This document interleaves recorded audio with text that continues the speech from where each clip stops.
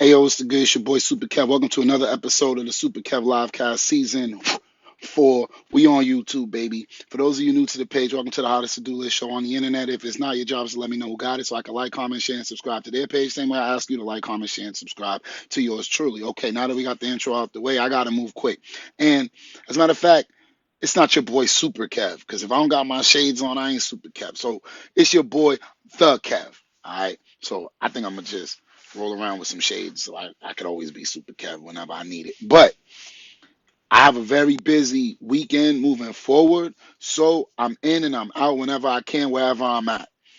Today's episode is about income number 3. So this is not financial advice. This is entertainment purposes only. I'm just putting y'all onto plays that I'm in myself or for my family. And there are 7 days in the week, 7 forms of income. So each day corresponds to a form of income, and I'm going 365 episodes in 365 days.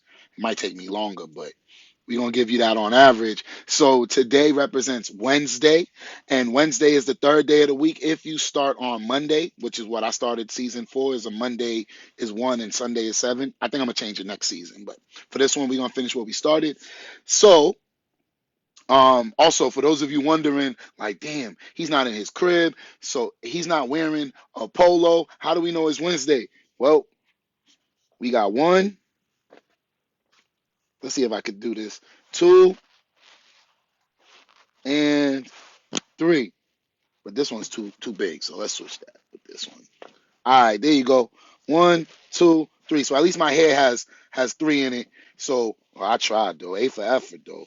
But anyways, what if I did this?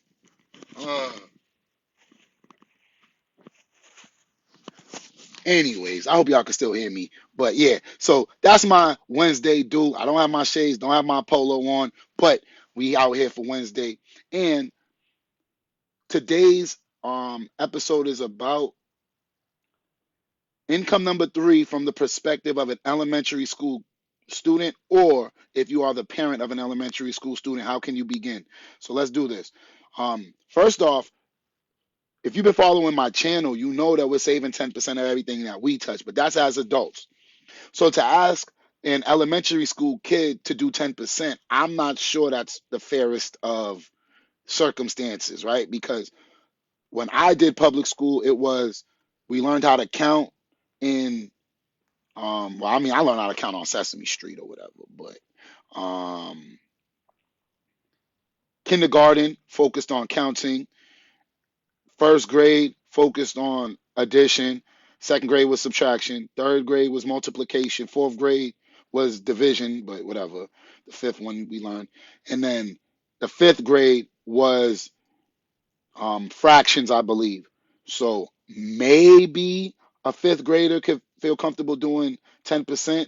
Now, for me, everybody should be able to do 10%. You move that damn decimal one place and we in there. But to expect an elementary school kid to be thinking like that, I don't think is reasonable. Unless they're watching my show, of course. Shout out to all the babies watching.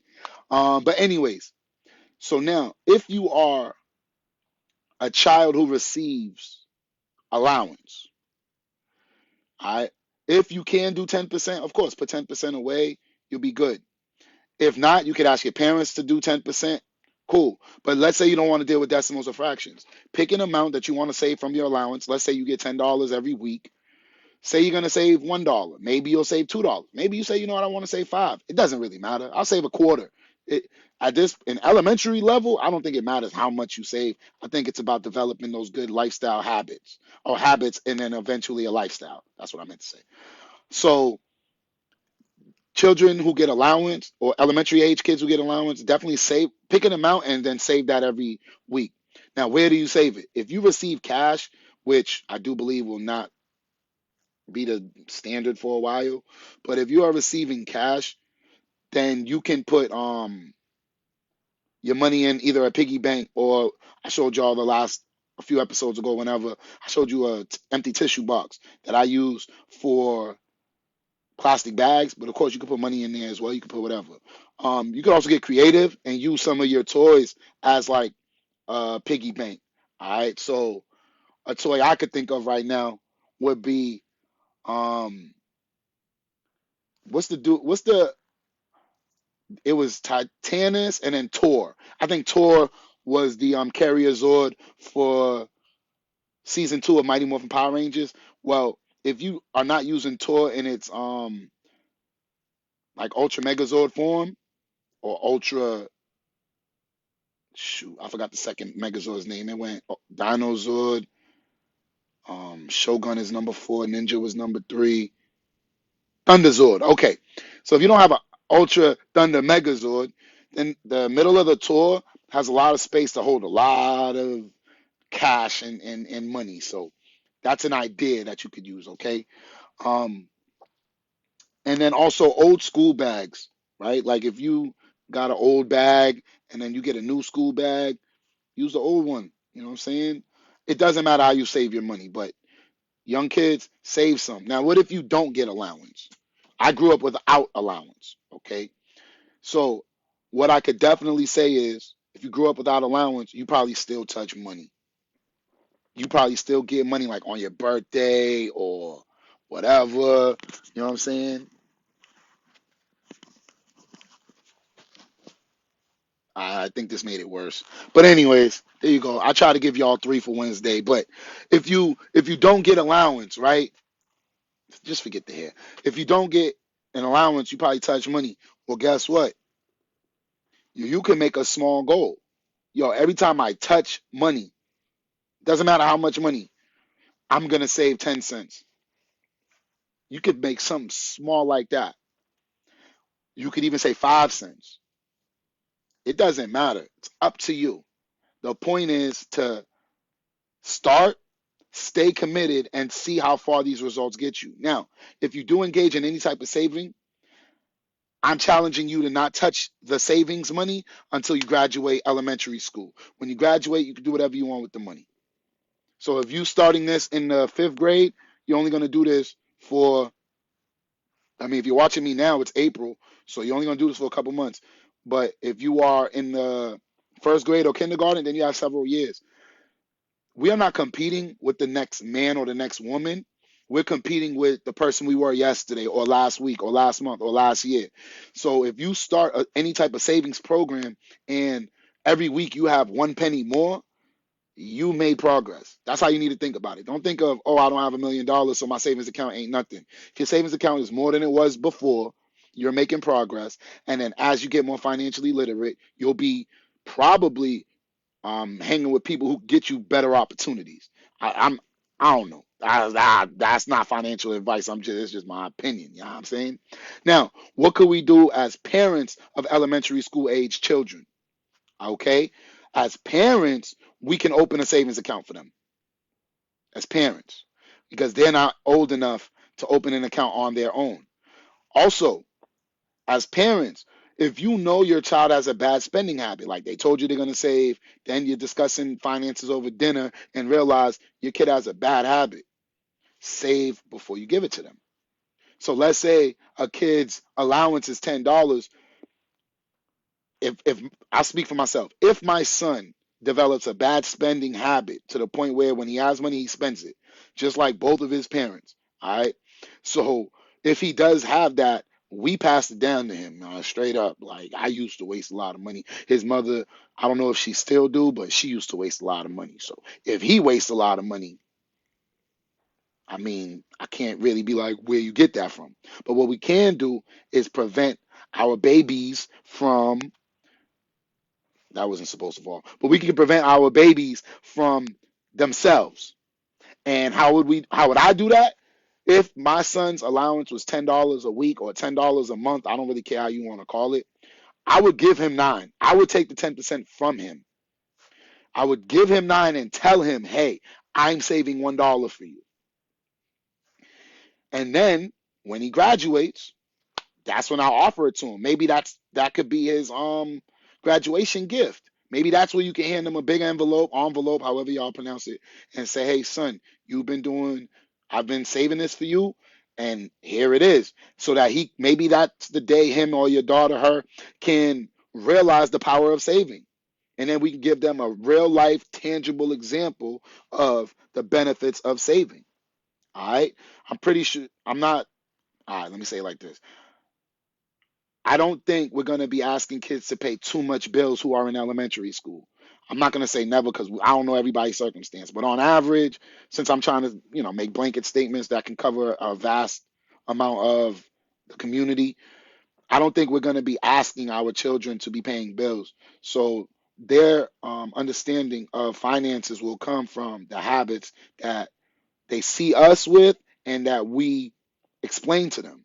So I don't think any child is going to have an issue with $9 versus 10 if you're telling them you're going to save it for them. And then I also ask that, and this is what I would do with my son, is that when I do get to see him once a month, I'm gonna sit down and show him, hey, I took the money, or if I took his money, I took the money, I put it in the savings account. Now look at this month, we got 18 cents in interest. Well, because we added more money this month, it's 19 cents. And imagine if you're in elementary school and you see that every month. For those of you guys who are my age or older, I'm 35.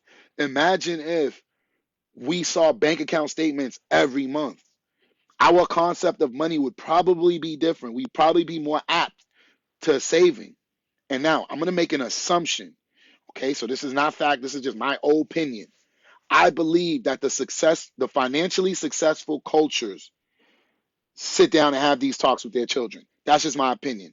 Because the way my culture worked in the past, because I'm definitely a part of the change, but the way it worked in the past was, and I'm going to speak for my family. I had a lot of people, including my mom, super mommies, who told me to save. The thing is, they never explained it in a way that I understood.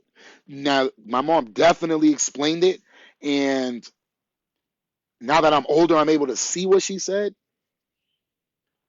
The thing I wish I had was an explanation in my language, which it would have been easy for me if someone said, "Hey, Kev, you know what? You should save." Then I'm gonna save for what? This is young Kev, right? I save now.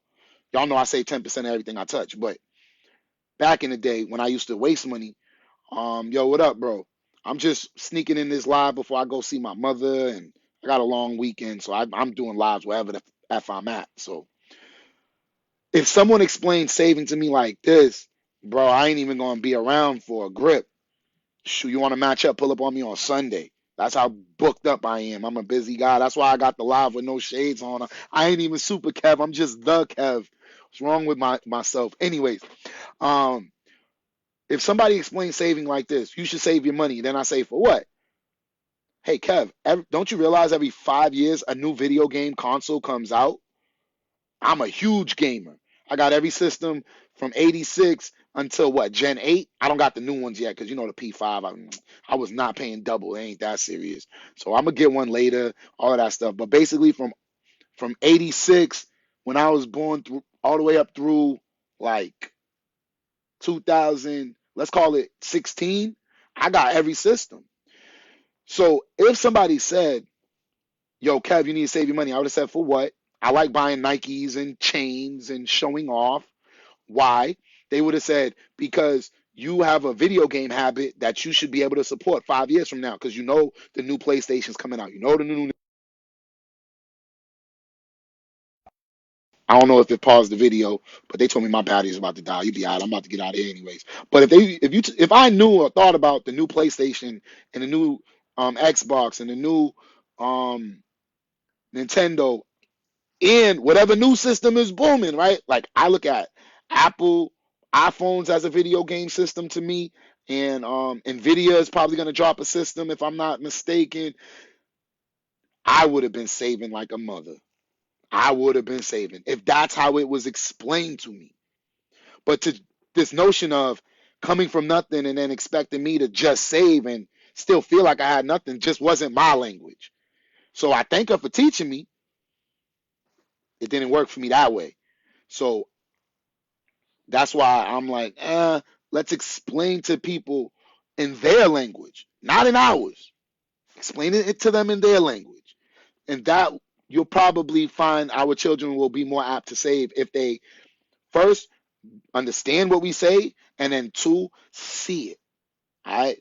Now, I didn't really see people with saving money growing up. It was always people struggling to pay bills, complaining, borrowing money. So of course, it's, hey, what's up, Raw to the Bone is in the house. Shout out to, I think she's repping New Jersey now, but something about she from New York. Shout out New York, even though Yankees suck. But no, so I'm just playing. Um, yeah, I didn't grow up feeling like I had much. Now I am rich as far as I got my family, you know what I'm saying? I always got food. So I'm rich in that sense. We could talk about that another episode. But as far as material things, I felt poor. That doesn't mean I was, but that's the feeling. And that is why when I got money, as soon as I started working, I was working 2, 3 jobs, I was buying everything. Everything. I was coming out the shopping mall with bags like every 2 weeks. Like, boom, I'm out of here. Half the clothes I bought, I didn't wear. So, that was a bad habit, bad time. But we live and we learn. And had I had more guidance or direction, so shout out to my mother for what she did, but, you know, single mother only could do so much. Had I had more guidance, I would have been in a better financial situation heading into my 30s. So, one of the reasons why I have this show, all right, and is it 8 o'clock? Oh, no, we good. But I'm still gonna get out of here soon. One of the reasons why we have this show is so that people who grew up in a circumstance similar to mine don't have any excuses. That's really what it is. So if you are the parent of an elementary school age kid, you could give them allowance if that's what you do. And if you don't trust, or you don't, maybe they're not ready, or maybe we could break it down. First graders, we save it for them. Second graders, we give them whatever. We can do that if you want. Talk to me in the comments. I'll do a whole live on it if y'all want that. But basically, as parents, let's have our children touching money at young ages so they don't go crazy when they finally get some in high school. Or even worse, like me, I got money in high school. Because of the money, I didn't want to play sports. Like, there was a point where, see, when I was younger, I didn't play sports because we couldn't afford equipment. But when you get to high school, sports is free. Had I not focused on money, I probably would have focused on being healthier as far as my body is concerned. So I'm not a fan of high school kids working. Now, I'm not going to stop them. It's their right. I did it. If my son grows up and says he wants to work, I'll support him. But I think kids should just be kids. That's just my personal opinion. But when kids get to high school, that shouldn't, or get their first job, that shouldn't be the first time they knew how to handle money. That's just what I'm fighting to change. That's why I show up every day this year on average. That's why my inbox and all of that stuff is always available.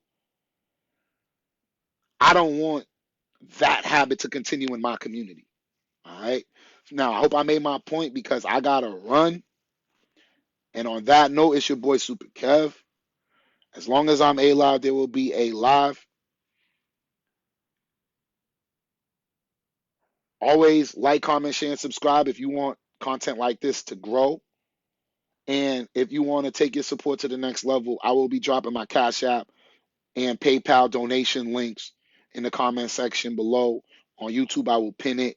So if you want to help accelerate my goal of opening a school within my community, all donations will be accepted. And for those of you, if this is your first time, I want to address this, and then I'll get out your way, which is I'm going to build that school regardless.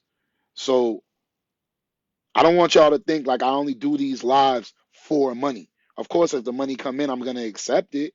But I do these lives free of charge. That's why you see me doing it wherever I can fit it in, so that every person has an opportunity to become financially independent. And I know, as much as I don't like to say this, I guarantee people are going to watch this video and turn it off, or watch the video and not apply the things that I'm talking about. But guess what? Everybody who knows me or pulls up to any of these lives has an opportunity.